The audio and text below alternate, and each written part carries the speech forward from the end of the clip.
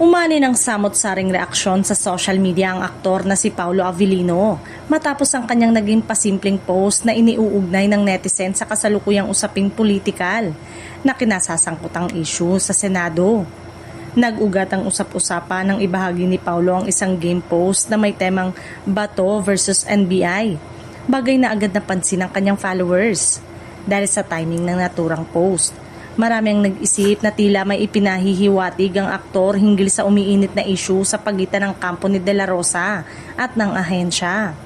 Bagamat walang anumang caption o direktang paliwanag si Paulo tungkol sa kanyang ibinahagi, naging sapat na ito para umani ng iba't ibang interpretasyon mula sa netizen.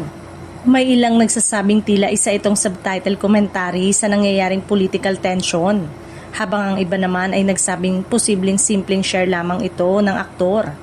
Hindi rin naiwasan ng ilang netizen na purihin si Paulo dahil sa umano'y matapang ngunit maingat itong paraan ng pagpapahayag ng saloobin. Para sa ilan, isa raw itong patunay na mulat ang aktor sa mga nangyayari sa bansa at hindi natatakot na magpahiwatig ng kanyang opinyon sa malikhaing paraan. Samantala, may ilan ding nagsabing hindi dapat agad bigyan ng mali siyang naturang post dahil walang malinaw na pahayag si Paulo ukol dito. Ayon sa kanila, maaaring nagkataon lamang ang timing at hindi ito dapat agad iugnay sa anumang isyong politikal. Sa kabila ng sari-saring reaksyon, muling napatunayan ng lakas ng social media presence ni Paulo dahil kahit simpleng post lamang ay agad nagiging laman ng diskusyon online. Hanggang ngayon ay nananatiling tikom ang aktor at wala pang opisyal na pahayag kaugnay sa tunay na kahulugan ng kanyang ibinahaging game post.